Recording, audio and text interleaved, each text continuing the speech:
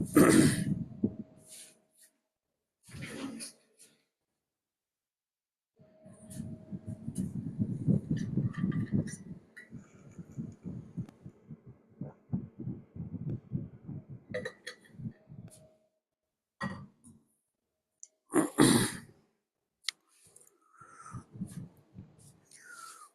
दोस्तों, एक बार फिर आपका मास एकेडमी ऑनलाइन पोर्टल पर स्वागत है।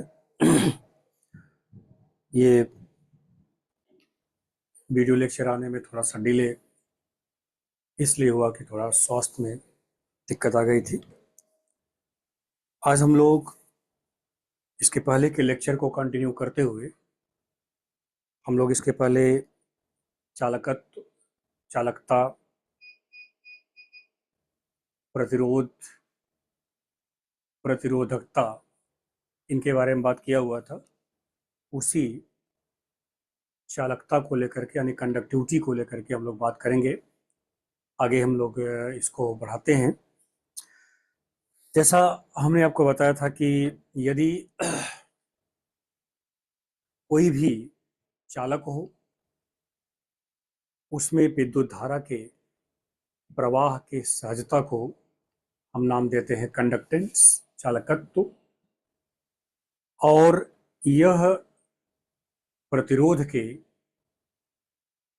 व्युत्क्रम होता है, प्रतिरोध के व्युत्क्रम होता है और इसका मात्रक ओम इनवर्स। ओम इनवर्स को एसआई पद्धति में हम नाम क्या देते हैं, साइमन। उसके बाद मैंने आपको ये बताया होगा, किसी भी चालक का जो प्रतिरोध होता है वो उसके लंबाई के समानुपाती होता है तथा उसके पृष्ठीय क्षेत्रफल के व्युत्क्रमानुपाती होता है। उसके बाद उसी में हम लोगों ने प्रतिरोधकता को यानी रेजिस्टिविटी को, स्पेसिफिक रेजिस्टेंस को हम लोगों ने परिभाषित किया था। तो आज हम लोग उसी कड़ी में बात करेंगे चालकता यानी कि कंडक्टिविटी या स्पेसिफिक कंडक्टेंस। तो आइए हम लोग इसी को बढ़ाते हैं।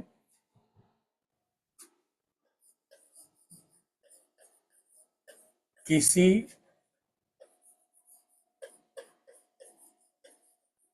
धात्विक चालक की विशिष्ट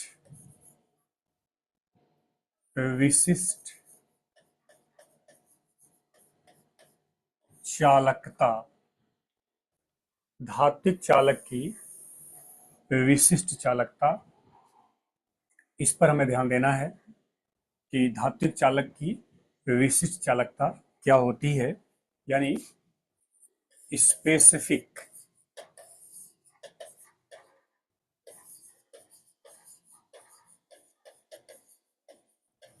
conductance of metallic conductor. Specific conductance of metallic conductor, इस पर ध्यान देंगे आप। मेटेलिक कंडक्टर यानी धात्विक चालक, और धात्विक चालक को हम लोग नाम देते हैं इलेक्ट्रॉनिक चालक, क्योंकि इसमें विद्युत धारा का जो प्रवाह होता है वो इलेक्ट्रॉनों के कारण होता है, इलेक्ट्रॉन के प्रवाह के कारण होता है। ठीक है, तो अब देखिए, यहां पर मैं इसको ऐसे परिभाषित कर रहा हूं। आप मान लीजिए एक ऐसे चालक का निर्माण किए जो घनाकार है। ठीक है, ये घनाकार चालक हमने लिया।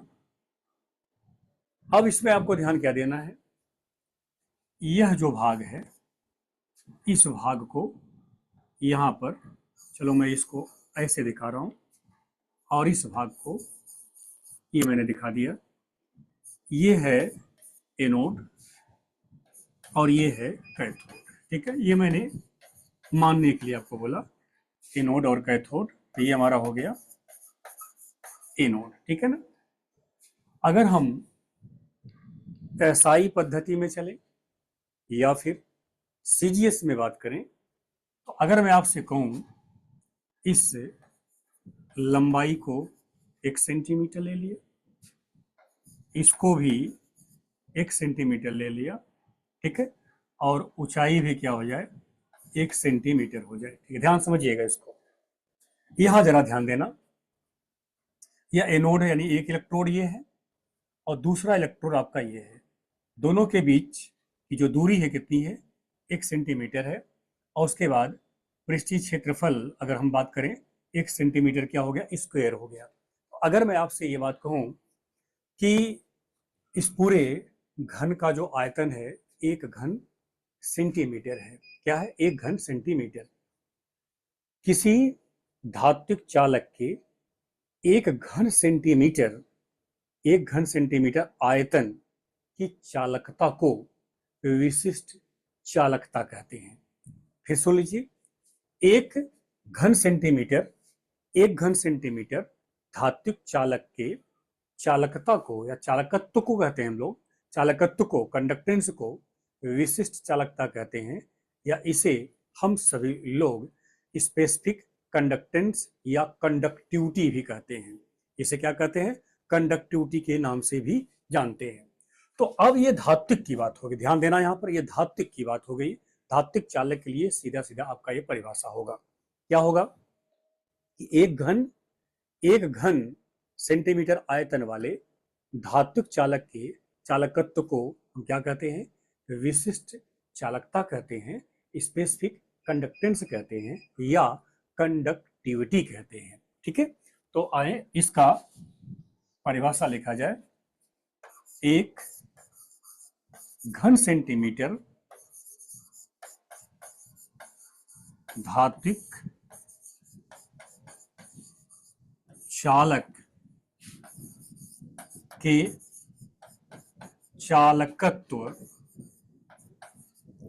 चालकत्व को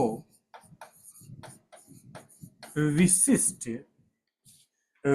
चालकता कहते हैं, विशिष्ट चालकता कहते हैं, विशिष्ट चालकता कहते हैं। इसे कप्पा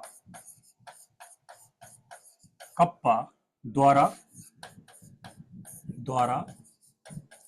व्यक्त किया जाता है, इसे कप्पा द्वारा व्यक्त किया जाता है।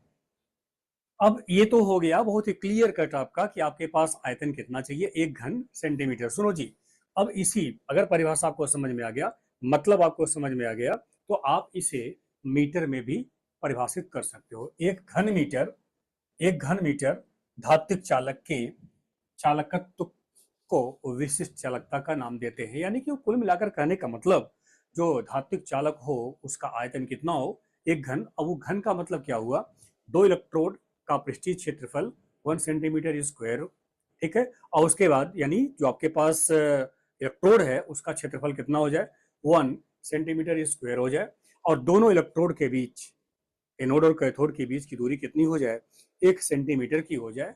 तो इस परिस्थिति में जो चालकत्व होगा वही इसका विशिष्ट चालकता कहलाएगा, वही कंडक्टिविटी कहलाएगी, या उसी को हम स्पेसिफिक कंडक्टेंस नाम देते हैं। अब आप जरा देखिए दूसरा परिभाषा इसका, विशिष्ट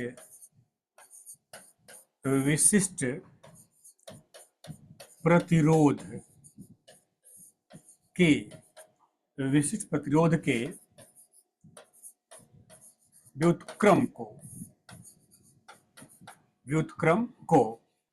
विशिष्ट प्रतिरोध के व्युत्क्रम को विशिष्ट चालकता कहते हैं, विशिष्ट चालकता कहते हैं।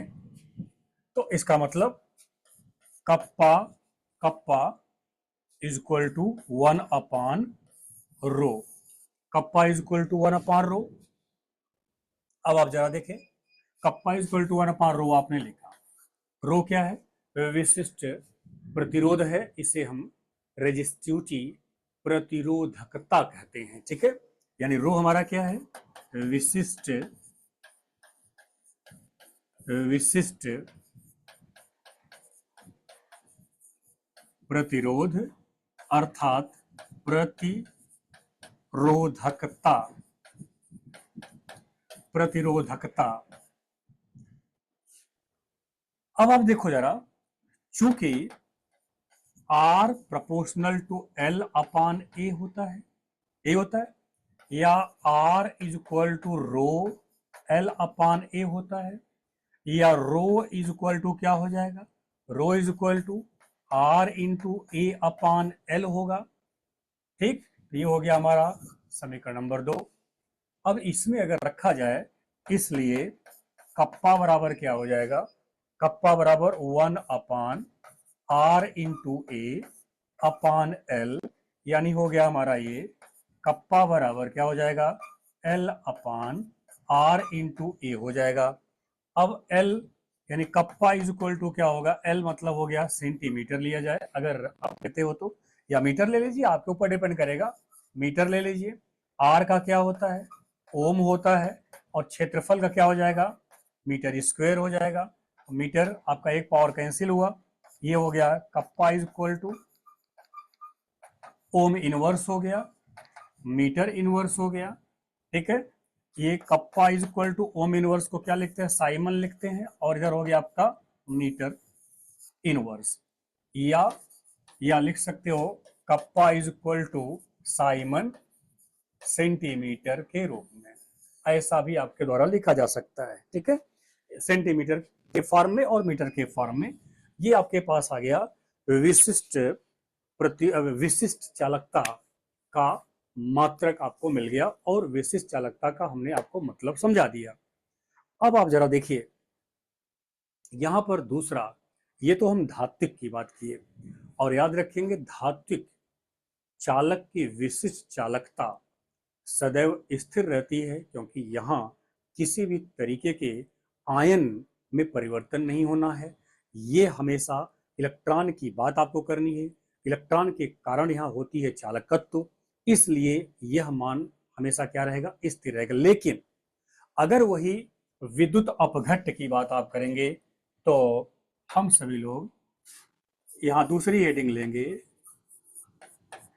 विद्युत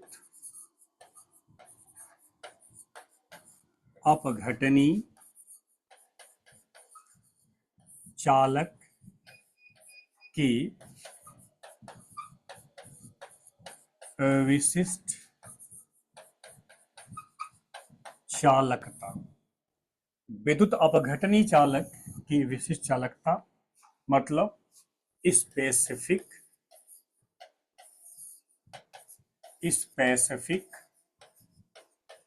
conductance of electrolytic conductor. Electrolytic conductor का मतलब क्या बताया गया आपको इसके पहले? इलेक्ट्रोलिटिक कंडक्टर का मीनिंग ये बताया गया कि जब विद्युत धारा का प्रवाह आयनों के कारण हो, आयनों द्वारा हो, तो ऐसे चालक को हम सभी लोग विद्युत अपघटनी चालक के नाम से जानते हैं। जैसे NaCl, ध्यान समझिएगा, यहां पर बहुत मजेदार चीज है ये। NaCl को हम जल में घोल दिए, ठीक, जल में घोल दिए, तो Na प्लस और Cl माइनस आयन बनेगा। ठीक है जी। अब उसमें Na प्लस और Cl माइनस क्या करेगा? धारा का प्रवाह करेगा। लेकिन बच्चों, यहां मजेदार बात आपका ये है कि जल भी विद्युत का चालक होता है। जल भी विद्युत का चालक हो, भले उसकी चालकता कम हो, लेकिन चालक होता है। तो ऐसी परिस्थिति में जो विशिष्ट चालकता होगी वह क्या हो जाएगी? उस विलयन की विशिष्ट चालकता उस विद्युत अपघट्ट के विशिष्ट चालकता और विलायक के विशिष्ट चालकता यानी विलेय और विलायक दोनों के विशिष्ट चालकता के योग के बराबर होगी। ये बात वेरी इंपॉर्टेंट, ये ध्यान रखिएगा। तो अब हम सभी लोग यहां पर बात अब करने क्या चल रहे हैं, हम आपसे एक सिंपल सी बात कर रहे हैं। दो इलेक्ट्रोड हो, दोनों इलेक्ट्रोड के बीच की दूरी क्या हो, दोनों इलेक्ट्रोड के बीच की दूरी 1 सेंटीमीटर की हो या 1 मीटर की हो, ठीक। और उस पूरे जो इलेक्ट्रोड है उसका पृष्ठीय क्षेत्रफल कितना हो, 1 सेंटीमीटर स्क्वायर या 1 मीटर स्क्वायर हो, ठीक। इस आयतन में उपस्थित विद्युत अपघट्य के आयनों विद्युत अपघट्य के आयनों के चालकताओं को हम क्या नाम देंगे, या चालकत्वों को हम नाम देंगे क्या, विशिष्ट चालकता। तो ऐसे आप कह सकते हो कि एक घन या एकांक आयतन, ऐसे भी कर सकते हो, एकांक आयतन में उपस्थित, एकांक आयतन का मतलब 1 घन सेंटीमीटर या 1 घन मीटर, एकांक आयतन में उपस्थित विद्युत अपघट्य के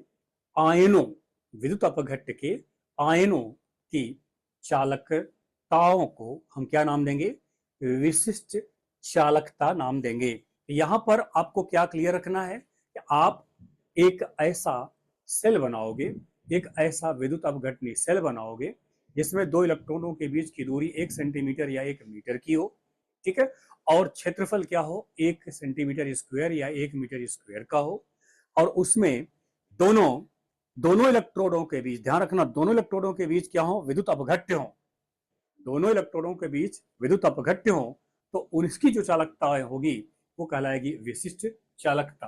तो हम यहां पर लिख सकते हैं, इसको परिभाषित कर सकते हैं, एकांक आयतन वाले विद्युत अपघट्य के, एकांक आयतन वाले विद्युत अपघट्य के चालकत्व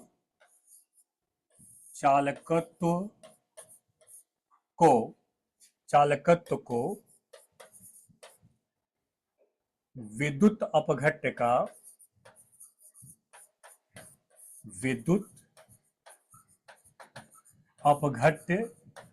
का विशिष्ट चालकता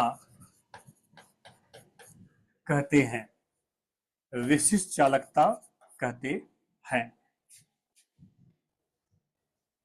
ठीक है। अब यहां पर ध्यान देना, यदि किसी भी विद्युत अपघट्य को आप विलायक में घोले तो विलायक का भी अपना क्या होता है, चालकता होती है, उसका भी चालकत्व होता है, तो उसकी भी चालकता होगी, और उस विद्युत अपघट्य की भी चालकता है। तो यदि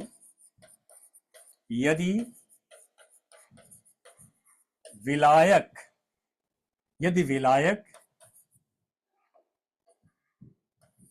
भी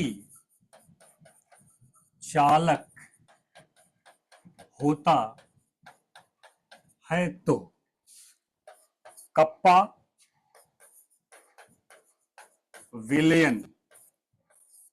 विलयन बराबर कप्पा विलेय प्लस कप्पा विलायक, कप्पा विलेय प्लस कप्पा विलायक, ये ध्यान देना। अब आइए, जब आपने ये बात कर लिया तो थोड़ा सा ध्यान देना, हमने आयतन कितना लिया, 1 घन सेंटीमीटर लिया, ये 1 घन मीटर लिया, और उस 1 घन सेंटीमीटर या 1 घन मीटर में जितने आयन उपस्थित होंगे सभी आयनों के चालकत्व को हम क्या बोलेंगे, विशिष्ट चालकता बोलेंगे, ठीक। अब अगर आपसे कहा जाए कि इसके, ध्यान समझिएगा, इसके आयतन को बढ़ा दिया जाए, ठीक है ना, यानी विलयन के आयतन को क्या कर दे, बढ़ा दिया जाए, 1 घन सेंटीमीटर से बढ़ा करके इसको 2 घन सेंटीमीटर कर दिया जाए, ठीक है, 2 सीसी कर दिया जाए, क्यूबिक सेंटीमीटर, तो अगर 2 घन सेंटीमीटर कर देंगे तो स्वाभाविक है, लेकिन आयन तो क्या है, ध्यान रखना, आयन तो उतने ही थे जो 1 घन। अब आपको इसका मतलब जब आयतन को बढ़ा करके 2 घन सेंटीमीटर कर देंगे तो 1 घन सेंटीमीटर के ही चालक को हम क्या बोलते हैं, चालकता बोलते हैं। तो अब आयतन कितना, 2 घन सेंटीमीटर हो गया। इसका मतलब 1 घन सेंटीमीटर में आयतन, 1 घन सेंटीमीटर आयतन में आयनों की संख्या क्या हो गई, कम हो गई। इसका मतलब हम आप सभी लोग कह सकते हैं कि विशिष्ट चालकता, विशिष्ट चालकता आयतन, आयतन बढ़ाने से घटता है, क्योंकि एकांक आयतन में आयनों की संख्या में कमी होती है। एकांक आयतन में, जैसे ऐसे समझो आप, मान लीजिए कि आपके पास 1 घन सेंटीमीटर में 10 आयन थे, 1 घन सेंटीमीटर में 10 आयन थे। अब इसको आप मिला क्या कर दिया, 2 घन सेंटीमीटर कर दिया। आयन तो 10 ही है, आयतन को बढ़ाकर क्या किया आपने, 2 घन सेंटीमीटर कर दिया। तो 1 घन सेंटीमीटर में आपके द्वारा अगर एक अनुमान किया जाए, 1 घन सेंटीमीटर कितने हो जाएंगे, 5 आयन हो जाएंगे। तो 1 घन सेंटीमीटर में आयनों की संख्या में कमी हुई। तो 1 घन सेंटीमीटर जब आयनों की संख्या घट गई तो विशिष्ट चालकता का मान भी क्या हो जाएगा, घट जाएगा। तो इसलिए आप यहां पर ये आराम से कर सकते हो कि विलयन का आयतन बढ़ाने से विशिष्ट, विशिष्ट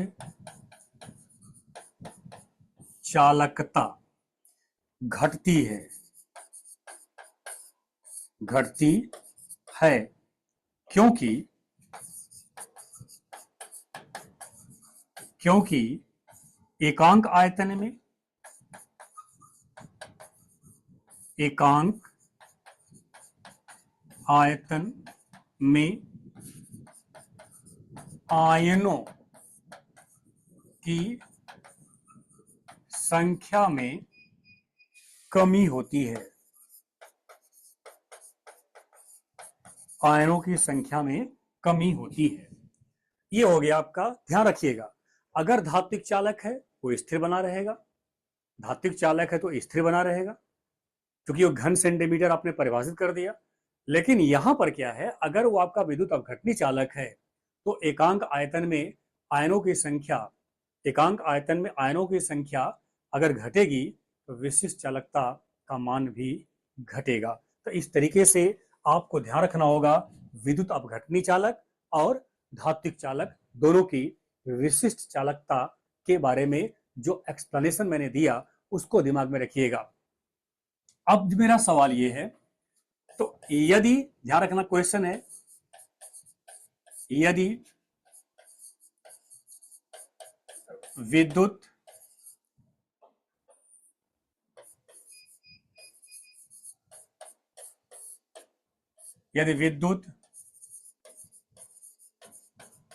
अपघटनी चालक के, चालक के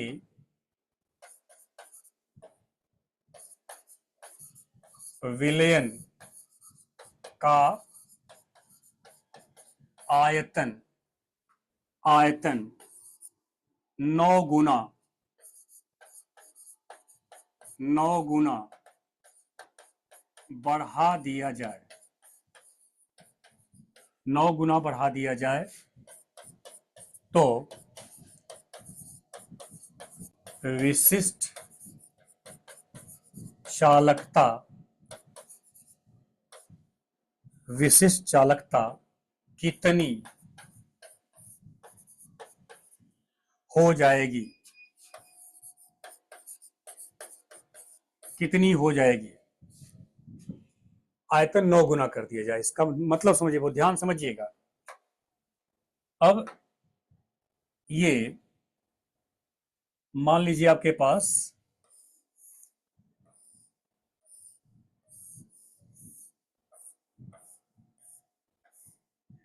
एक घन सेंटीमीटर क्या है, आयतन है ये, ठीक है ना, 1 घन सेंटीमीटर आयतन है आपके पास, ध्यान देना यहां पर। 1 घन सेंटीमीटर आयतन आपने लिया और इसकी चालकता को क्या बोल दिया, विशिष्ट चालकता। अब इस 1 घन सेंटीमीटर आयतन वाले को क्या किया, 9 गुना, इसके आयतन को 9 गुना बढ़ा दिया, यानी इसमें कितने घन बना दिए, 9 घन बना दिए आप, यानी 1 घन सेंटीमीटर को 9 घन सेंटीमीटर में बांट दिया। तो 1 घन सेंटीमीटर को 9 घन सेंटीमीटर में बांट दिया, कैसे, विलायक को मिला करके। तो अब विशिष्ट चालकता कितनी होगी, तो जब 1 घन सेंटीमीटर आयतन है तो विशिष्ट चालकता को परिभाषित किया, अगर वो 9 गुना बढ़ा दिया आयतन को तो विशिष्ट चालकता उसी के अनुपात में क्या होगा, घट जाएगा। मतलब कि यदि आयतन 9 गुना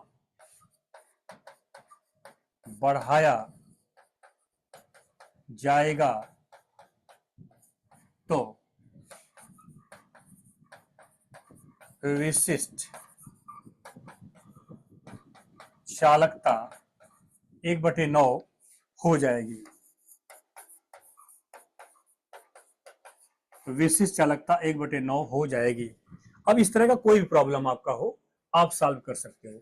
इसे हमने कितने में कन्वर्ट किया, 9 घन सेंटीमीटर में कन्वर्ट कर दिया, यानी 1 घन सेंटीमीटर को 9 घन सेंटीमीटर में कन्वर्ट कर दिया। आयतन हमने बढ़ा दिया लेकिन आयनों की संख्या में कोई परिवर्तन नहीं किया। तो ऐसी परिस्थिति में 1 घन सेंटीमीटर का जो चालकत्व होगा वही उसकी क्या हो जाएगी, विशिष्ट चालकता। तो आयनों की संख्या घट गई, तो आयनों की संख्या घटेगी, तो आयनों के कारण ही चालकता है, इसलिए चालकता भी क्या होगी, वो घट जाएगी। तो ये रहा विद्युत अपघटनी चालक के लिए विशिष्ट चालकता पर आयतन का प्रभाव। इसको हम तनुता का प्रभाव भी कहते हैं। इसे क्या कहते हैं, तनुता का प्रभाव कहते हैं। तनुता का मतलब ये हुआ कि विलयन में विलायक को मिला करके हम तनु करते जाएं। क्या करते जाएं, तनु करते जाएं, तो उससे हम जो है तनुता का प्रभाव भी कहते हैं। आप अतः ऐसे लिख सकते हो, अतः विलयन की तनुता बढ़ाने से विशिष्ट चालकता घटती है। विशिष्ट चालकता घटती है, इसका मतलब सांद्रता बढ़ाओगे, सांद्रता बढ़ाओगे तो विशिष्ट चालकता का मान क्या होगा, बढ़ेगा। तो याद रखना, यहां पर एक चीज याद रखना आप, सांद्रता बराबर 1/तनुता। सांद्रता बराबर 1/तनुता, यानी कि आप तनुता बढ़ाओगे मतलब विलायक की मात्रा को बढ़ाओगे तो सांद्रता जो होगी वह घटेगी, और सांद्रता घटेगी तो विशिष्ट चालकता का मान भी क्या होगा, वो घटेगा। विशिष्ट चालकता का मान घटेगा। लेकिन अगर सांद्रता बढ़ेगी अर्थात तनुता कम करोगे, अर्थात ऐसे कह दो विलय को उसमें मिला दिया जाए, तो विशिष्ट चालकता का मान बढ़ेगा। ये रही कहानी विशिष्ट चालकता को लेकर के। अब उसके बाद हम सभी लोग इसी चालकता के कड़ी में आगे बढ़ते हैं।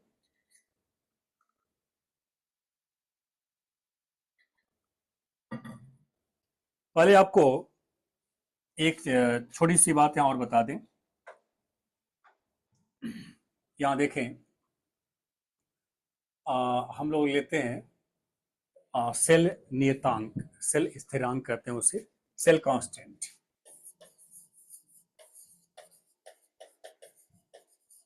सेल कांस्टेंट, ठीक है। सेल कांस्टेंट क्या होता है, आओ जरा इसको देख लेते हैं। अभी हम लोगों ने लिखा था कप्पा बराबर क्या लिखा था, 1/रो लिखा था, ठीक है ना। और रो बराबर क्या लिखा था, रो बराबर लिखा था R/A/L लिखा था। या अब आप जरा देखें, यहाँ कप्पा बराबर क्या हो जाएगा, 1/R/A/L हो गया। तो क्या हो जाएगा, कप्पा बराबर, ध्यान रखना, कप्पा बराबर क्या हो जाएगा, L/R/A हो जाएगा। या कप्पा बराबर क्या लिख सकते हो, L/A × 1/R लिख सकते हो। 1/r, ध्यान से समझिएगा। अब L/A, इसको देखिए, कप्पा बराबर G स्टार इंटू 1/r, जहां G स्टार बराबर क्या, L/A, जिसे सेल कांस्टेंट कहते हैं। क्या कहते हैं? सेल कांस्टेंट कहते हैं। इसे क्या कहते हैं? Cell constant. एक कप्पा का नया परिभाषा आ गया। कप्पा का नया परिभाषा क्या आया? ये सेल कांस्टेंट है, ये हमारा जो हो गया सेल कांस्टेंट, और इधर देखिए 1/r। 1/r जो है ये C है, या इसे हम G भी लिखते हैं। क्या लिखते हैं? G भी लिखते हैं। और ये चालकत्व तो है, ठीक है ना, यानी ये हमारा क्या हो जाएगा, इंटू C, या इसी को हम G लिखते हैं। तो मीनिंग क्या हो गया कि सेल नियतांक ध्यान रखने, सेल नियतांक तथा चालकत्व के गुणनफल को क्या बोलते हैं हम लोग? विशिष्ट चालकता। अतः सेल नियतांक तथा चालकत्व के गुणनफल को विशिष्ट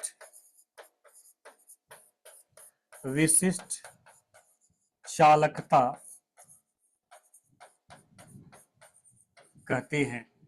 विशिष्ट चालकता कहते हैं। ये रहा विशिष्ट चालकता के बारे में हमने आपको डिटेल में समझाने का प्रयास किया। अब उसके बाद का जो टॉपिक आता है वह है मोलर चालकता। मोलर चालकता, मोलर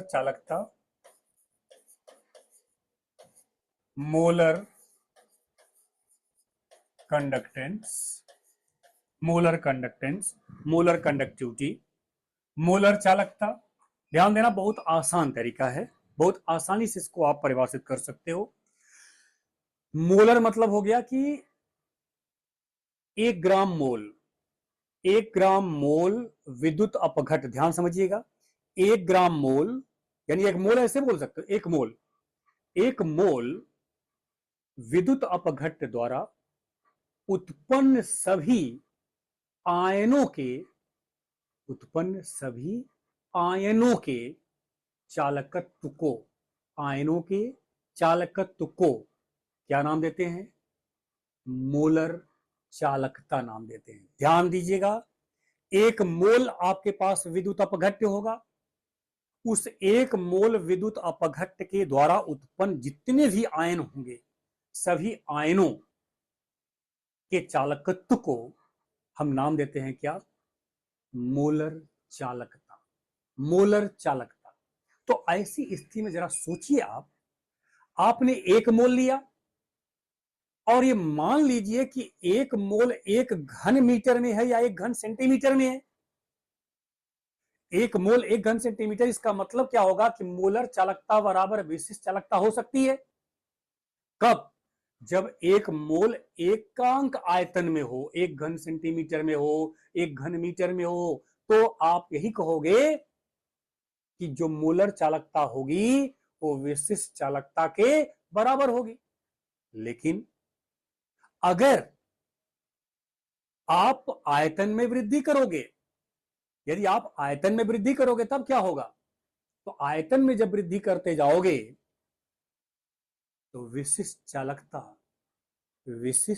चालकता क्या होगी? उसी के अनुपात में क्या होती जाएगी? वो चेंज होती जाएगी, घटती जाएगी। विशिष्ट चालकता घटेगी, लेकिन मोलर चालकता क्या होगी? उसी अनुपात में बढ़ेगी। ध्यान रखना, अब यहां पर विशिष्ट चालकता तो घटती है, लेकिन मोलर चालकता उसी के अनुपात में बढ़ती है। क्यों? क्योंकि जब आप विलयन में विलायक को मिलाओगे अर्थात विलयन को तनु करोगे अर्थात तनुता में वृद्धि करोगे, तो आयनों की वियोजन आयनों का वियोजन बढ़ेगा, अर्थात आयनों के बीच लगने वाला विद्युत आकर्षण बल घटेगा। तो आयनों की चालकता, आयनों की गतिशीलता क्या होगी? आयनों की गतिशीलता बढ़ेगी, और आयनों की अगर गतिशीलता बढ़ेगी, आयनों की गतिशीलता बढ़ेगी, तो मूलर चालकता का मान भी क्या होगा? बढ़ेगा। मूलर चालकता का मान बढ़ेगा। इसका मतलब अगर मैं आपसे कहूं कि हमने आयतन को 5 गुना किया, आयतन में वृद्धि क्या कर दिया? 5 गुना किया, तो अब ऐसी स्थिति में विशिष्ट चालकता तो 1/5 हो जाएगी, लेकिन मोलर चालकता विशिष्ट चालकता की 5 गुना हो जाएगी। ध्यान रखना, यहां पर मैंने क्या बोला कि अगर हम आयतन में वृद्धि करते हुए क्या कर दें? 5 गुना कर दें आयतन में वृद्धि, तो विशिष्ट चालकता तो हो जाएगा क्या? 1/5, लेकिन मोलर चालकता 5 गुना बढ़ जाएगी। इसका मतलब हो गया कि यहां पर हमारा क्या हो जाएगा जी? हम लिख सकते हैं कि मोलर चालकता बराबर 5 गुणे विशिष्ट चालकता। तो मैं यदि कहूं कि आयतन में वृद्धि 1000 कर दिया गया, आयतन वृद्धि क्या कर दिया? 1000 कर दिया गया, यानी 1000 सीसी कर दिया, तो मोलर चालकता क्या होगी? विशिष्ट चालकता की 1000 गुना हो जाएगी। यदि मैंने कहा आयतन में आप वृद्धि करते हो, आयतन में परिवर्तन करते हुए v कर दिया आयतन को, तो मूलर चालकता क्या हो जाएगी?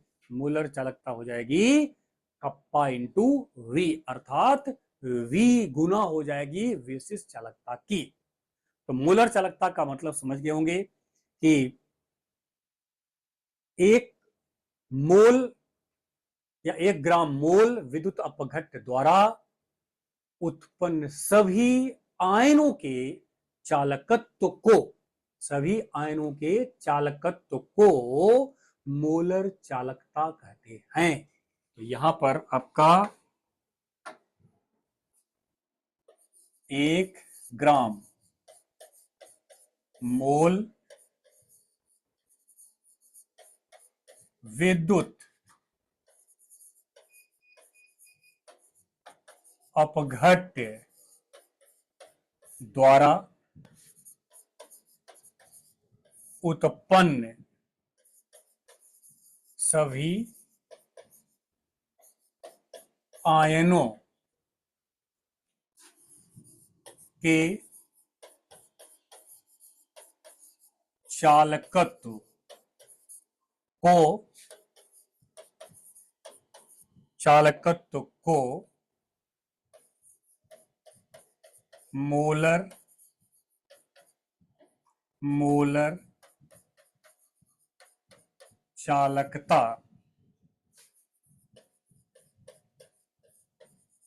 मोलर चालकता कहते हैं। परंतु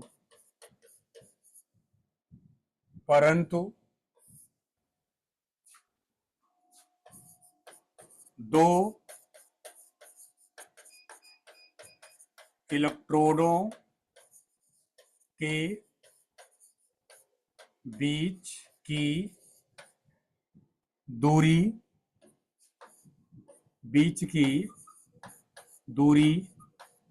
1 सेंटीमीटर तथा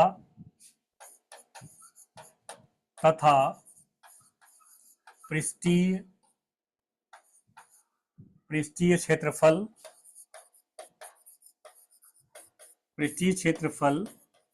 1 सेंटीमीटर स्क्वायर हो। तो इसका मतलब हो गया कि यहां पर आप देखिए एक घन सेंटीमीटर की बात आपने कर दिया, तो 1 घन सेंटीमीटर का मतलब हो गया कि चालकता, मोलर चालकता किसके बराबर हो जाएगी? विशिष्ट चालकता के बराबर हो जाएगी।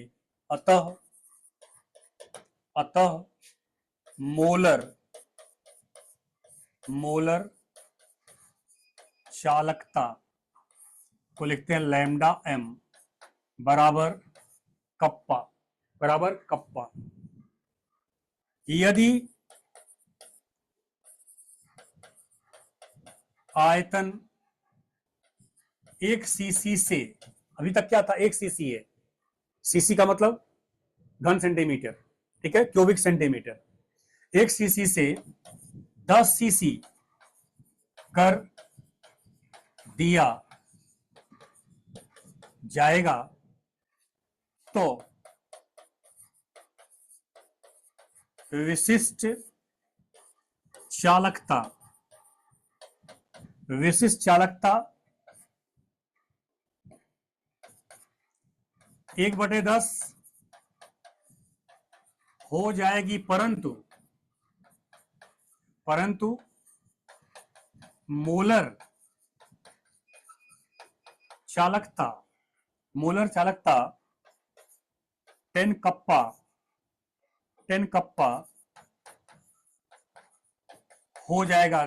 देखो जी, यहां पर एकांक आयतन में आयनों की संख्या कम होगी ना, लेकिन मोलर चालकता क्या है, संपूर्ण आयनों की चालकता है। तो कितने भी घन बढ़ जाएं, सभी घनों का जो चालकता होगा वही कहलाएगी मोलर चालकता। इसलिए जितना घन बनेगा उतना कप्पा, उतनी मोलर चालकता हो जाएगी। अतः लैम्डा m बराबर 10 कप्पा, लैम्डा m बराबर 10 कप्पा। फिर वही बात, यदि आयतन 1000 सीसी कर दिया जाए तो क्या हो जाएगा, लैम्डा m बराबर 1000 कप्पा। 1000 कप्पा, चूंकि आप जानते हो कि तनुता जो है वो सांद्रता का व्युत्क्रम होती है। तनुता क्या होती है, सांद्रता का व्युत्क्रम होती है। तो इसका मतलब हो गया कि हम यहां लिख सकते हैं लैम्डा m बराबर 1000 कप्पा अपान क्या लिख दे, मोलरता। क्योंकि मोलर है तो मोलरता के बारे में ध्यान रखना, ये मोलरता है। मैं लिख रहा लैम्डा m बराबर 1000 कप्पा बाई मोलरता, ये मोलरता है, ठीक है। अगर मोलरता आपको पता है, यानी मोलरता का मात्रक क्या होता है, मोल पर लीटर होता है। आए यहां देखें आप, यहां कप्पा, यानी ये आपका 1000 है, कप्पा का मात्रक क्या होता है, साइमन। हम सेंटीमीटर में अगर लेकर चल रहे हैं तो इसको सेंटीमीटर लेते हैं, सेंटीमीटर इनवर्स अपान, यहां देखो मोलरता क्या होता है, मोलरता आपका मोल पर लीटर, ध्यान समझिएगा, मोल पर लीटर होता है, ठीक है ना, मोल पर लीटर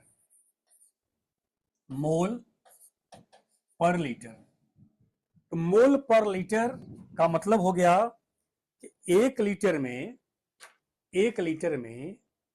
कितना 1 लीटर में कितना घन सेंटीमीटर होता है। तो इसके लिए आप जरा देखो, आप याद करें, 1 मीटर क्यूब बराबर 1000 लीटर होता है, ठीक है ना, 1 मीटर क्यूब बराबर 1000 लीटर होता है। इसका मतलब अगर मैं लिखूं यहां पर, ये 1 मीटर में 100 सेंटीमीटर, तो आपको पता ही है 1 मीटर में 100 सेंटीमीटर, यानी कि अगर हम इसको लीटर में ले आए, हम यहां पर लिख सकते हैं कि 1 लीटर बराबर क्या हो जाएगा, 10 के पावर -3, और ये मीटर का क्या हो जाएगा, क्यूब हो जाएगा, मीटर का क्यूब। इसका मतलब कि अगर मैं एज यूजुअल बात यहां पर करें तो ये हमारा क्या हो जाएगा, सेंटीमीटर क्यूब हो जाएगा। क्या हो जाएगा, सेंटीमीटर क्यूब। यानी लिख सकते हैं हम लोग लैम्डा m, ये हमारा 1000, हमें मात्रा निकालनी है केवल, साइमन सेंटीमीटर, और यहां क्या हो गया, मोल, और क्या हो गया, सेंटीमीटर क्यूब हो गया। एक पावर कैंसिल हुआ, तो लैम्डा m बराबर क्या हो जाएगा, 1000 से कोई मतलब आपका है नहीं, छोड़ दीजिए आप, ठीक है। ये हमारा हो गया s, इधर देखिए सेंटीमीटर स्क्वायर आपका बच रहा है, क्या हो गया, ये सेंटीमीटर स्क्वायर इधर चला गया, क्या हो गया, ये मोल इनवर्स, यानी लैम्डा m बराबर जो मात्रक इसका आया Simon centimetre square mole inverse, ये आपका होगा, या या लैम्डा एम बराबर साइमन मीटर स्क्वायर और आपका ये मोल इनवर्स, ये इसका मात्रक होगा। यानी लैम्डा एम अर्थात मोलर चालकता का मात्रक क्या होगा? Siemens metre square mole inverse या siemens centimetre square mole inverse के रूप में इसका मात्रक आप लेंगे। ठीक है, अब आपसे पूछा जाएगा ये बताइए कि मोलर चालकता पर तन्यता का क्या प्रभाव होगा। तो आपको मैंने बता दिया, यहां स्पष्ट कर दिया, तो आप लिख सकते हो तनुता, तनुता यानी आयतन, आयतन बढ़ाने पर, आयतन बढ़ाने पर लैम्डा एम का मान बढ़ता है, बढ़ता है, क्योंकि आयनों की, आयनों की गतिशीलता, आयनों की गतिशीलता बढ़ती है, आयनों की गतिशीलता बढ़ती है। दूसरे शब्दों में,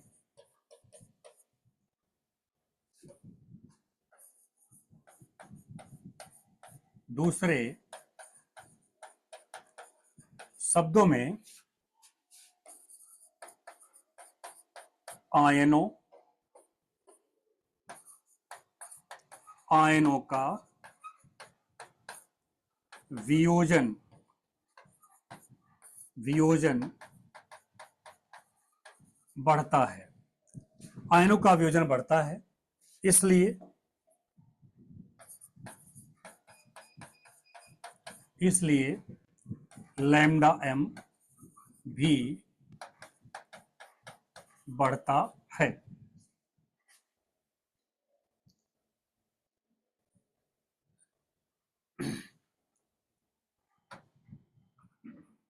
वह आयतन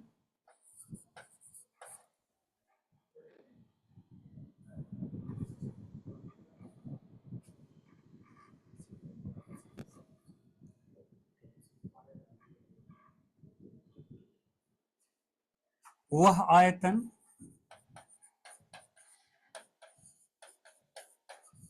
जिस पर, वह आयतन जिस पर लैम्डा एम स्थिर हो जाता है, उसे अनंत तनुता कहते हैं, उसे अनंत तनुता कहते हैं, तथा लैम्डा एम के मान को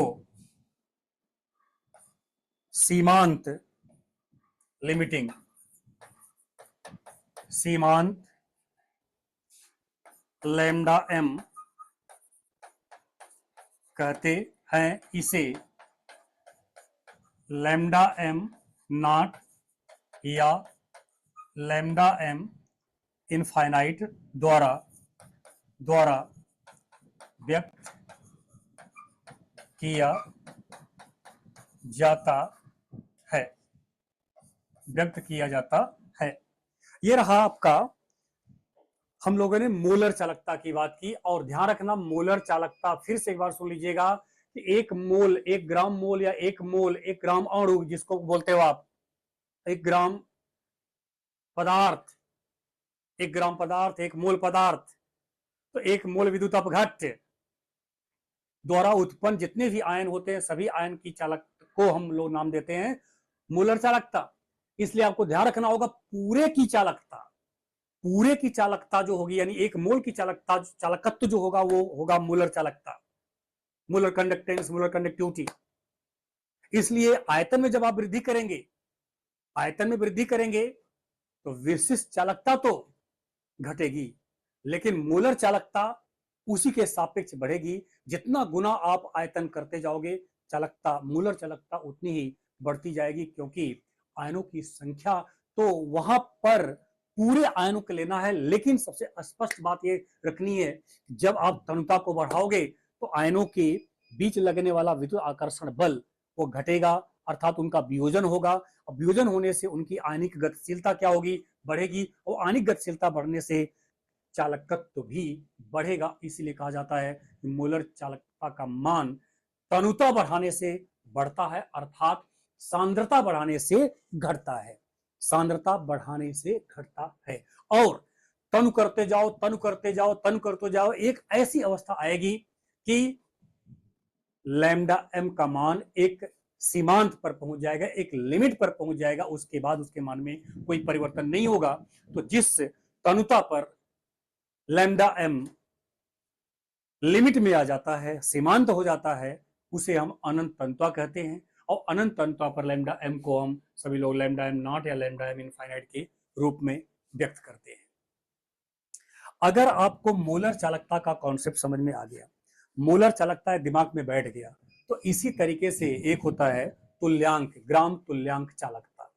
ग्राम तुल्यांक चालकता में कुछ नहीं लेना है, 1 ग्राम तुल्यांक, 1 ग्राम तुल्यांक विद्युत अपघट्य होगा, उसके द्वारा उत्पन्न सभी आयनों की, उसके द्वारा उत्पन्न सभी आयनों के चालकत्व को हम नाम देते हैं क्या, बोलो, ग्राम तुल्यांक चालकता। यह अभी ठीक उसी कॉन्सेप्ट पर है, बस अंतर क्या रहेगा, जहां मोलरता है, जहां मोलरता है वहां पर क्या ले लेंगे आप, नॉर्मलता ले लेंगे। मोलरता की जगह पर नॉर्मलता, सब कहानी वैसे ही रहेगी। तो आइए हम लोग अब बात करते हैं ग्राम तुल्यांक चालकता। ग्राम तुल्यांक चालकता, ग्राम तुल्यांक चालकता या तुल्यांक चालकता, ग्राम इक्विवेलेंट कंडक्टेंस या इक्विवेलेंट कंडक्टेंस, इक्विवेलेंट कंडक्टेंस, सब कुछ वैसे ही लेना है आपको। तो पहले हम लोग परिभाषा लिखते हैं, 1 ग्राम तुल्यांक विद्युत, 1 ग्राम तुल्यांक विद्युत अपघट्य, अपघट्य द्वारा उत्पन्न सभी, उत्पन्न सभी आयनों, सभी आयनों के चालकत्व को तुल्यांक चालकता, तुल्यांक चालकता कहते हैं, तुल्यांक चालकता कहते हैं। इसे लैम्डा ई द्वारा व्यक्त करते हैं। यहां भी कहानी वैसे ही है, हम लिखेंगे लैम्डा ई बराबर 1000 कप्पा अपान एन, एन मतलब नॉर्मलता, लैम्डा एम बराबर क्या हो जाएगा, 1000 कप्पा, यहां मैंने लिख दिया नॉर्मलता, नॉर्मलता लिख दिया मैंने यहां पर। अब आप जरा देखिए नॉर्मलता का मात्रा क्या होता है, ग्राम तुल्यांक पर लीटर, ग्राम तुल्यांक पर लीटर, यानी हम लोग यहाँ पर लैम्डा ई है, लैम्डा ई, तो लैम्डा ई बराबर क्या हो जाएगा, ऊपर ये हमारा 1000 लेकर चलिए, कोई फर्क नहीं, यहाँ पर क्या हो जाएगा साइमन, हम इसको मीटर में ले रहे हैं, चलिए ये हो गया मीटर, इधर क्या हो गया नॉर्मलता, ग्राम तुल्यांक, ग्राम तुल्यांक, ठीक है, पर लीटर है, ग्राम तुल्यांक पर लीटर है, यहां पर क्या हो जाएगा पर मीटर क्यूब में ले आइए इसको, पर मीटर क्यूब, हमारे पास क्या मिलेगा यहाँ पर, लैम्डा ई बराबर, ये हो गया साइमन, मीटर का एक पावर कैंसिल हुआ, तो क्या बचा मीटर स्क्वायर, और ये क्या हो जाएगा ग्राम तुल्यांक, पर ग्राम तुल्यांक हो जाएगा, ग्राम तुल्यांक का क्या क्या इनवर्स, ग्राम तुल्यांक का इनवर्स, ये आपका हो जाएगा लैम्डा ई के लिए। और इसका भी मान बढ़ता है क्या करने पर, तनुता बढ़ाने पर, तनुता, ठीक वही है, सब कंपेयर कर लो बस, तनुता बढ़ाने पर, तनुता बढ़ाने पर लैम्डा ई का मान बढ़ता है, बढ़ता है अनंत, अनंत तनुता पर, अनंत तनुता पर, अनंत तनुता पर क्या हो जाएगा, सीमांत वैल्यू लैम्डा ई को लैम्डा ई नॉट या लैम्डा ई इनफाइनाइट द्वारा व्यक्त करते हैं, जिसे जिसे क्या कहेंगे, जिसे सीमांत, जिसे सीमांत, सीमांत लैम्डा ई कहते हैं, जिसे सीमांत लैम्डा ई कहते हैं। इस तरीके से आप लैम्डा ई के बारे में भी परिभाषा निकाल लिया, लैम्डा ई और लैम्डा एम को आपने परिभाषित किया। अब जरा देखिएगा मजेदार बात यहां पर, लैम्डा एम तथा लैम्डा ई में संबंध ही देख लीजिए, लैम्डा एम तथा लैम्डा ई में संबंध, लैम्डा एम बराबर क्या होता है, 1000 कप्पा अपान कैपिटल एम, लैम्डा ई बराबर क्या होता है, 1000 कप्पा अपान एन होता है, ठीक है। नॉर्मलता इधर है, उधर मोलरता है। तो अगर मैं कहूं लैम्डा एम अपान लैम्डा ई निकाल लीजिए, हमारा क्या हो गया, लैम्डा एम ये हो गया kappa upon M divided by 1000 kappa upon N हो गया, ये तो कैंसिल हो गया, एन गया ऊपर, lambda M lambda E N upon क्या हो जाएगा, ये एम हो जाएगा। इस तरीके से आप ये लिख सकते हो आराम से, एम लैम्डा एम बराबर एन लैम्डा ई, एक कहानी आपके सामने ये आ गई, ठीक है। इस तरीके से आप यहाँ आराम से देख सकते हो, तो आप ध्यान देना अब यहाँ पर। एक तो ये रिलेशन मिल गया, दूसरा हम जानते हैं चूंकि एन अपान एम बराबर क्या होता है, एम अपान ई होता है, एम अपान ई, एम जो है ये मोलर द्रव्यमान है और ई जो है तुल्यांकी द्रव्यमान है, ठीक है ना, तुल्यांकी द्रव्यमान। तो एन अपान एम बराबर ये हो गया एम अपान ई, एम एम क्या है, मोलर द्रव्यमान, लिख दे रहा हूं मैं यहां पर, मोलर द्रव्यमान, और ये क्या है, तुल्यांकी द्रव्यमान है, तुल्यांकी द्रव्यमान है, ठीक है ना, मोलर द्रव्यमान तुल्यांकी द्रव्यमान। अब जरा देखिए N upon M, M by E, तो क्या लिख सकते हैं हम लोग, lambda M upon lambda E बराबर एम अपान ई, ठीक है। और ध्यान देना मोलर द्रव्यमान, मोलर द्रव्यमान अपान तुल्यांकी द्रव्यमान को हम बोलते हैं वैलेंसी फैक्टर, ठीक है, वैलेंसी कारक बोलते हैं इसको, वैलेंसी फैक्टर। तो ये हमारा हो गया lambda M upon lambda E is equal to, इसे लिखते एन, इसे लिखते हैं एन और इसको पढ़ते हैं वैलेंसी फैक्टर, क्या बोलते हैं, वैलेंसी फैक्टर। हमारा लैम्डा एम कितना हो जाएगा, एन लैम्डा ई के बराबर हो जाएगा, लैम्डा एम बराबर, अगर इसका मतलब हो गया कि अगर हमारे पास एन का मान 1 होगा, एन का मान 1 होगा, यानी वैलेंसी फैक्टर क्या होगा, 1 होगा, तो हम सभी लोग यदि ध्यान देना एन बराबर 1 होगा तो लैम्डा एम बराबर आपका लैम्डा ई रहेगा। यदि एन बराबर 1 होगा तो लैम्डा एम और लैम्डा ई आपस में क्या होंगे, वो बराबर होंगे, ठीक है। अब जैसे जैसे एन के मान में परिवर्तन होता जाएगा, ठीक उसी तरीके से आप लैम्डा एम और लैम्डा ई के बीच का संबंध निकाल सकते हो। ये रहा मोलर चालकता और तुल्यांक चालकता और दोनों के बीच के संबंधों की बात हम लोगों ने कर लिया। अब उसके बाद जब मोलर चालकता की बात हम लोगों ने कर लिया और मैंने आपको सीमांत वैल्यू बताया, सीमांत मान सबका बताया, सीमांत मान का मतलब हो गया कि वह मान जिसमें अब तन्यता में परिवर्तन करने पर अर्थात आयतन में परिवर्तन करने पर, आयतन में वृद्धि करने पर मोलर चालकता में कोई परिवर्तन न हो, वह सीमांत वैल्यू होते हैं, लिमिटिंग वैल्यू बोलते हैं उसको, वो लिमिटिंग वैल्यू हो गई।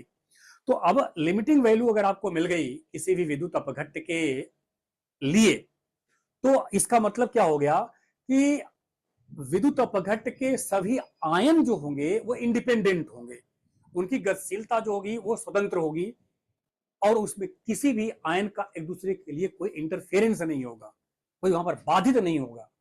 तो ऐसी स्थिति में एक वैज्ञानिक ने किसी प्रबल विद्युत अपघट्य के लिए, ध्यान देना, प्रबल विद्युत अपघट्य के लिए अपना एक नियम प्रतिपादित किया और वह नियम प्रबल विद्युत अपघट्य के लिए लागू होता है और साथ ही साथ ध्यान रखना अनंत तानुता पर लागू होता है और उस नियम को कहते हैं कोलरास लॉ। कोलरास लॉ के नाम से जानते हैं और याद रखें यह कब होगा, अनंत तानुता पर होगा। क्यों होगा? क्योंकि अनंत तानुता ही एक ऐसी परिस्थिति है जहां पर प्रबल विद्युत अपघट्य 100% क्या हो जाता है, वो वियोजित हो जाता है। ठीक है, एक बात। दूसरी बात ध्यान देना, जब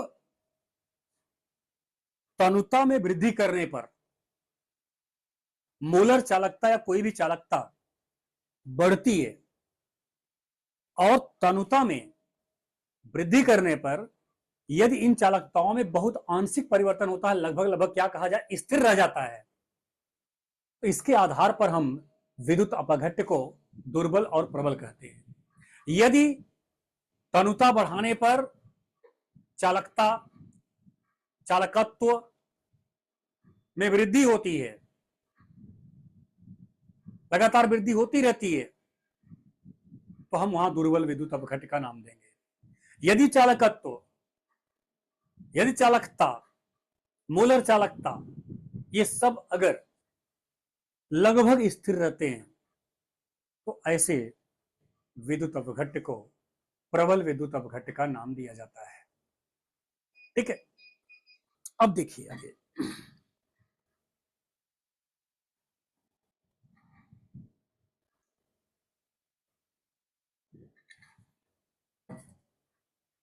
अब यहां पर कोलरास ला लेंगे हम लोग।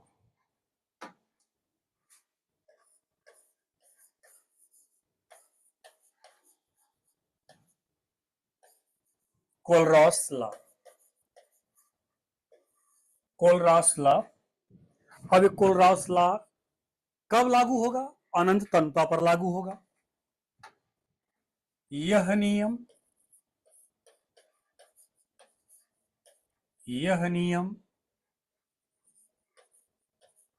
अनंत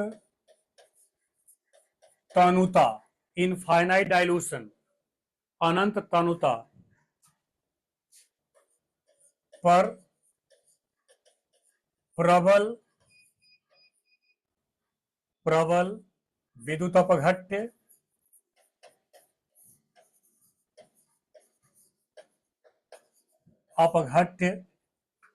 पर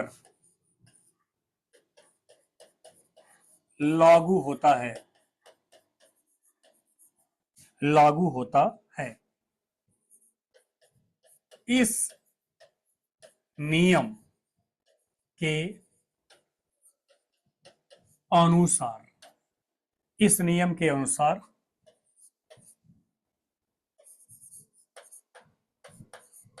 अनंत तानुता पर जब वियोजन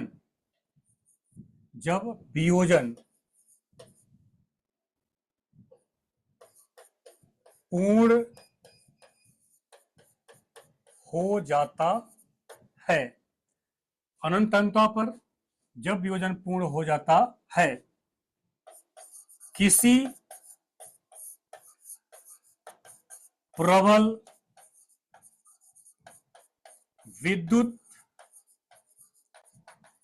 अपघट्य की मोलर चालकता मोलर चालकता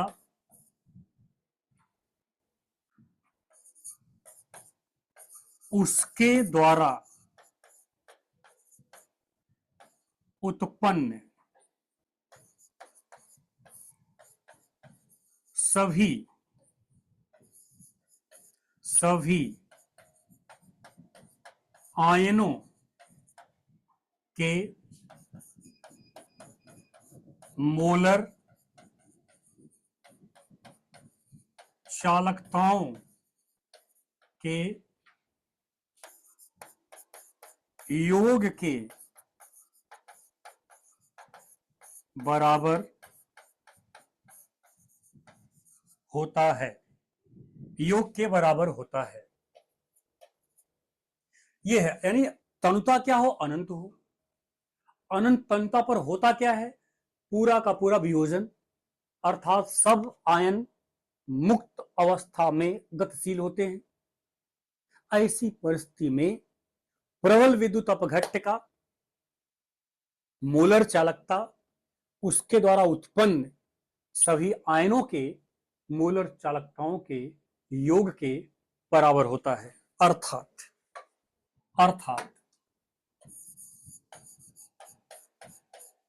अर्थात लैम्डा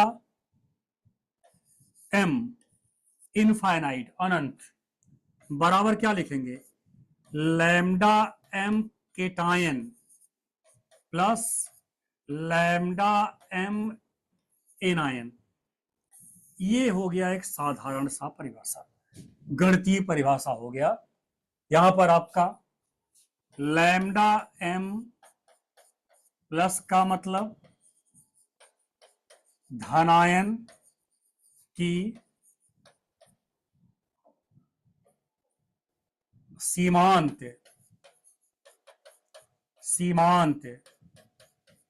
मोलर चालकता लैम्डा एम इनफाइनाइट माइनस ऋण आयन की सीमांत मोलर चालकता। ठीक है। यदि NaCl हो तो, अगर NaCl हो तो क्या करेंगे आप? NaCl को तोड़ो। NaCl टूटेगा किसमें? Na प्लस और Cl माइनस में। अगर कहा जाए आपसे कि NaCl lambda M NaCl infinite बराबर क्या हो जाएगा? बोलो। Lambda M Na plus infinite पर plus lambda M Cl minus infinite. ठीक। यदि मैं आपसे कहूं, ध्यान देना, हमारे पास AX BY है, कोई एक विद्युत अपघट्य है। कैसा है? AX BY है। इसको तोड़ोगे तो क्या बनाएगा? XAY plus plus YBX minus. ठीक, YBX माइनस। अब यहां पर यदि आपको इसका लैम्डा देखो, A का क्या है? X है, B का कितना है? Y है। तो A की संयोजकता Y होगी और B की संयोजकता X होगी। ये ध्यान देना आप। ठीक है ना? तो हमारे पास क्या हो जाएगा? लैम्डा एम AX BY अनंत बराबर क्या हो जाएगा? जितना क्या बोला? संपूर्ण आयन। तो संपूर्ण आयन जो बने हुए, ये देखो यहां पर आयन कौन है? AY प्लस है। कितनी बार बना है? X बार, यानी इसकी X बार मोलर चालकता हो जाएगी। मतलब X lambda M AY plus और प्लस यहां पर आपका Y टाइम इसका हो जाएगा Y lambda M BX minus infinite. ये किसी के लिए भी आपका आराम से आपके द्वारा ये गणना किया जा सकता है। ठीक है। इस तरीके से कोलास नियम का उपयोग करके आप सभी लोग क्या कर सकते हो? किसी प्रबल वैद्युत अपघट्य के अनंत तनुता पर मोलर चालकता की गणना कर सकते हो। अगर ये आपने कर लिया तब इसका अनुप्रयोग एप्लीकेशन,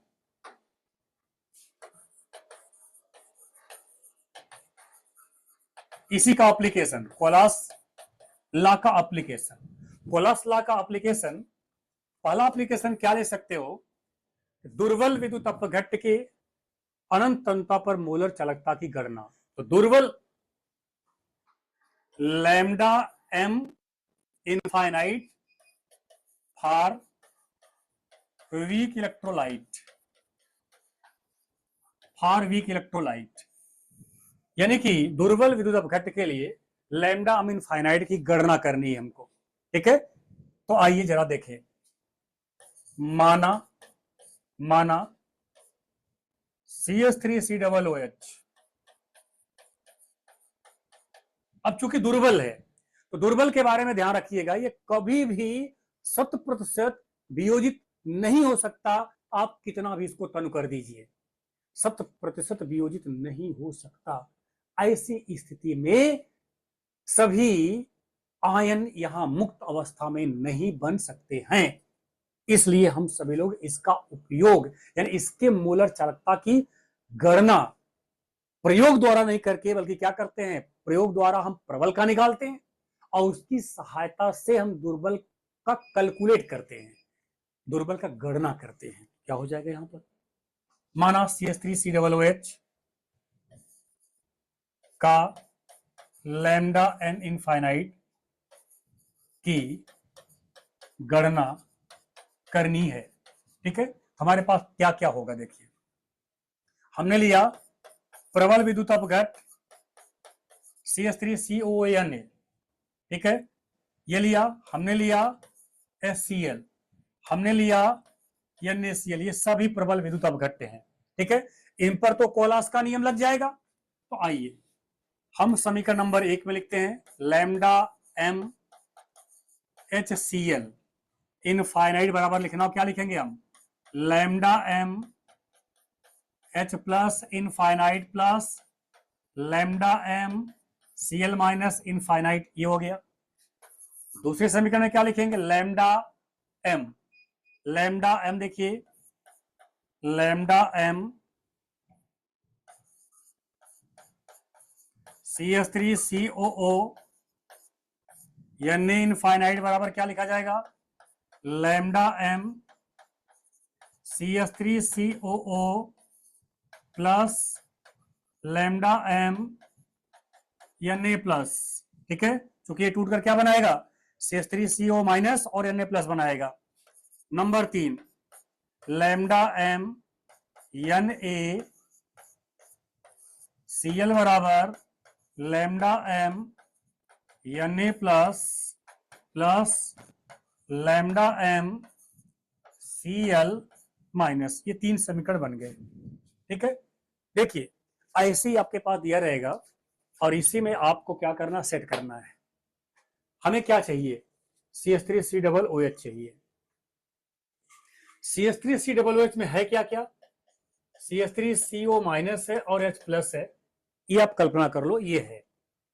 ठीक है, जरा देखो ये दोनों कहां पर उपस्थित है, H प्लस यहां उपस्थित है और CH3CO माइनस यहां उपस्थित है। हमें ये चाहिए, इसका मतलब ये दोनों जुड़े, इन दोनों को जोड़ा जाए, इसका मतलब क्या हुआ, समीकरण 1 और 2 को क्या कर दिया जाए, जोड़ दिया जाए। समीकरण 1 और 2 को जोड़ें, समीकरण 1 तथा 2 को जोड़ने पर अब क्या हो जाएगा, lambda M HCl infinite plus lambda M, जोड़ना है तो ये हो गया, बराबर, इधर आ जाओ, lambda M H plus plus lambda M Cl minus plus ये वाला मान lambda M CH3COO minus plus lambda M N A plus. ठीक है, ये हो गया समीकरण नंबर 4। ये समीकरण 4 आ गया। ठीक है, समीकरण 4 से 3 को घटाने पर, ठीक है, समीकरण 4 से 3 को घटा दीजिए तो क्या हो जाएगा हमारा, देखिए मैं पूरा लिख रहा हूं फिर से। Lambda M infinite S C L plus lambda M infinite C S three C O O N A बराबर lambda M H plus lambda M C L minus lambda M plus lambda M N A plus, और उधर कौन सा है, lambda M N A C L infinite बराबर क्या है, lambda M N A plus infinite plus lambda M C L infinite. ठीक है,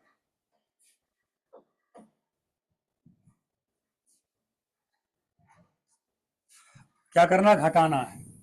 देखिए minus minus minus N A plus C L minus plus और माइनस कैंसिल हो गया। इधर क्या लिखोगे आप, लिखोगे lambda M infinite S C L plus lambda M infinite C S three C O N A, ये माइनस है, lambda M N A C L बराबर राइट में जाओ क्या है, lambda M C S three C O O minus plus lambda M H plus, इन दोनों को मिलाकर क्या हो जाएगा, एस सी एल हो जाएगा, आपका एस्टिक एसिड हो जाएगा। हमारा क्या मिला, lambda M S C L infinite plus lambda M C S three C O O N A minus lambda M N A C L बराबर lambda M C S three C O O H. Direct आप लिख सकते हो, ये देखो ये तरीका आपके पास हो गया। किसी दुर्बल विद्युत अपघट्य के मूलर चालकता को अगर निकालना है तो आप प्रबल विद्युत अपघट्य के मूलर चालकताओं के का उपयोग करके दुर्बल विद्युत अपघट्य के मूलर चालकता की गणना कर सकते हैं। उसके बाद दूसरा नंबर 2, कैलकुलेशन गणना ऑफ डिग्री ऑफ डिसोसिएशन, वियोजन के मात्रा की गणना, वियोजन के मात्रा की गणना। तो वियोजन के मात्रा की गणना अगर चालकता के आधार पर करना है तो अल्फा बराबर किसी भी सांद्रता पर चालकता मूलर चालकता, उसके बाद अनंत तनुता पर मूलर चालकता का अनुपात जो है वो कहलाता है वियोजन की मात्रा। यहां से आप निकाल सकते हो वियोजन की मात्रा। ये लैम्डा एम क्या है, लैम्डा एम किसी सांद्रता पर मोलर चालकता, मोलर चालकता, लैम्डा इनफाइनाइट क्या है, अनंत, अनंत तनुता पर मोलर चालकता, अनंत तनुता पर मोलर चालकता, ये आप यहां से गणना कर सकते हो।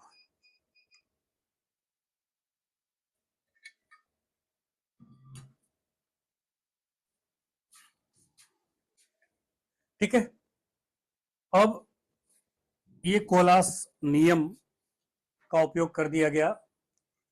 कोलास नियम का उपयोग करके हम सभी लोग दुर्बल विद्युत अपघट्य के मोलर चालकता की गणना कर सकते हैं, उसके वियोजन की मात्रा निकाल सकते हैं। अब जो वियोजन की मात्रा यहाँ पर अल्फा, इसका मतलब क्या हुआ कि वियोजित मोलों की संख्या डिवाइडेड बाई लिए गए कुल मोलों की संख्या। तो यहां पर अल्फा बराबर क्या होता है, वियोजित मोलों की संख्या डिवाइडेड बाई वियोजन के पूर्व लिए गए मोलों की संख्या,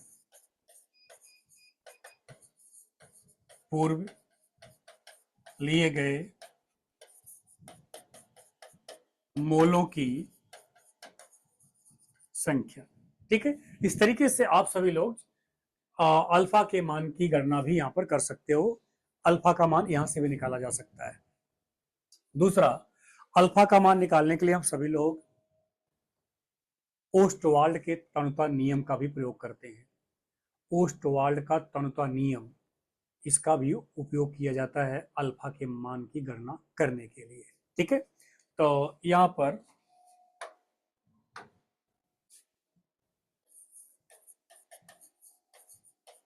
ओस्टवाल्ड का तनुता नियम, ओस्टवाल्ड का तनुता नियम याद रखिए, यह केवल दुर्बल के लिए लागू होता है, दुर्बल विद्युत अपघट्य के लिए ही लागू होता है। तो मान लिया जाए बी आपका दुर्बल विद्युत अपघट्य है, ये टूटेगा बी प्लस और ए माइनस में, बी प्लस और ए माइनस में टूटेगा। प्रारंभ में इसका लिया गया 1 मोल, इसका होगा 0 और 0। ठीक है, मान लीजिए इसका अल्फा मात्रा क्या हो गया, वियोजित हो गया। अल्फा मात्रा वियोजित हुआ, अल्फा मोल वियोजित हुआ, कितना बचा 1 माइनस अल्फा। इसका लिया गया 1 मोल, उसमें से अल्फा इसका हो गया क्या वियोजन, कितना बचा 1 माइनस अल्फा। अगर मैं इसको आयतन से भाग दे दूं, आयतन से भाग दे दूं तो इसको बोलेंगे मोलर सांद्रता। ठीक, मोलों की संख्या डिवाइडेड बाई वॉल्यूम, मोलों की संख्या डिवाइडेड बाई वॉल्यूम, ये क्या हो जाएगी मोलर सांद्रता। या इसी को आप जानते हो कि यहाँ पर 1/v है, देख लीजिए 1/v 1/v 1/v 1/v बराबर क्या होता है, c होता है। या c 1 माइनस अल्फा, यहाँ क्या हो जाएगा c अल्फा, या करके आप लिख सकते हो आर ये। ठीक, अब यहाँ पर देखिए हम लगाएंगे क्या, के लगाएंगे। के जो है साम स्थिरांक बोलते हैं इसको वियोजन स्थिरांक कहा जाएगा। ठीक है ना, वियोजन स्थिरांक के बराबर active mass of B plus active mass of A minus upon active mass of A B. तो अब जरा देखिए के बराबर, के कैपिटल है यहाँ पर, ध्यान रखेंगे आप, के कैपिटल यूज करेंगे। तो अब ये वियोजन स्थिरांक बोलते हैं इसको। अब इनमें से कोई भी उठा लीजिए, जैसे इसका alpha upon V into alpha upon V 1 minus alpha upon V, एक भी कैंसिल हुआ, के बराबर alpha square upon V 1 minus alpha के रूप में। यहां से आपके द्वारा अल्फा को परिभाषित किया जा सकता है। यदि 1 माइनस अल्फा लगभग बराबर 1, तो के बराबर क्या हो जाएगा, के बराबर अल्फा स्क्वायर अपान वी, या लिख सकते हो देखो इधर alpha square is equal to क्या, K V. Alpha is equal to आपका क्या हो गया, root of K V, K constant लिख सकते हो, अल्फा यहां पर क्या हो जाएगा रूट ऑफ वी। अर्थात वियोजन की मात्रा तनुता के वर्गमूल के समानुपाती होता है। वियोजन की मात्रा जो अल्फा हम ऊपर लिखे हुए हैं, वियोजन की मात्रा तनुता के वर्गमूल के समानुपाती होता है। लेक्चर को बार बार सुन करके परिभाषा लिखेंगे। अब इसका पूरा परिभाषा सुनो। स्थिर ताप पर किसी दुर्बल विद्युत अपघट्य, फिर सुने, स्थिर ताप पर किसी दुर्बल विद्युत अपघट्य के वियोजन की मात्रा तनुता के वर्गमूल के समानुपाती होता है। ये इसका हो गया स्टेटमेंट। अब जरा देखिए दूसरे तरीके से, इसका दूसरा भाग देखो। के बराबर उधर देखिए सी अल्फा है into C alpha upon C1 minus alpha के रूप में। तो के बराबर क्या हो जाएगा, एक सी कैंसिल हुआ, C alpha square 1 minus alpha के फॉर्म में। ठीक है, ये केस आ गया आपके पास। अगर 1 माइनस अल्फा लगभग बराबर एक आपने माना हुआ है, तो के बराबर क्या हो गया, सी अल्फा स्क्वायर हो गया। तो alpha square is equal to क्या हो जाएगा, सी हो जाएगा। यानी अल्फा प्रोपोर्शनल टू क्या लिख सकते हो आप, 1 अपान रूट सी। इसका मतलब क्या हुआ, स्थिर ताप पर किसी दुर्बल विद्युत अपघट्य के वियोजन की मात्रा सांद्रता के वर्गमूल के व्युत्क्रमानुपाती होता है। स्थिर ताप पर किसी दुर्बल विद्युत अपघट्य के वियोजन की मात्रा सांद्रता के वर्गमूल के व्युत्क्रमानुपाती होता है। ये अल्फा निकालने का आपके पास आ गया ओस्टवाल्ड तन्यता नियम के आधार पर। आज हम लोगों ने क्या क्या पढ़ा, आज हम लोगों ने कंडक्टिविटी पढ़ा। कंडक्टिविटी को प्रभावित करने के बारे में हमने तन्यता का उपयोग किया। मोलर चालकता पढ़ा, तुल्यांक चालकता पढ़ा, मोलर चालकता तथा विशिष्ट चालकता का संबंध पढ़ा, तुल्यांक चालकता तथा विशिष्ट चालकता का संबंध पढ़ा, मोलर चालकता तथा तुल्यांक चालकता के बीच के संबंध को पढ़ा, कोलास के नियम को पढ़ा, कोलास के नियम के अनुप्रयोग के बारे में हमने जानने का प्रयास किया, और ओस्टवाल्ड के तन्यता नियम का भी हम लोगों ने चर्चा किया। इन सभी टॉपिक पर जो भी कुछ न्यूमेरिकल्स होंगे, हम चैप्टर के अंत में कुछ न्यूमेरिकल आपको हम सॉल्व कराएंगे हर टॉपिक से संबंधित। ठीक है, ये लेक्चर यहीं पर हम एंड करते हैं, और इसके बाद अंतिम लेक्चर में हम लोग मिलेंगे। अंतिम लेक्चर क्या होगा, बैटरी क्या होती है, बैटरी कितने प्रकार की होती है, फ्यूल सेल क्या होता है, और कोरोजन क्या होता है, संक्षारण जिसे कहते हैं वो क्या होता है, इसके बारे में हम लोग अध्ययन करेंगे। वो चैप्टर का अंतिम लेक्चर होगा। ओके, धन्यवाद।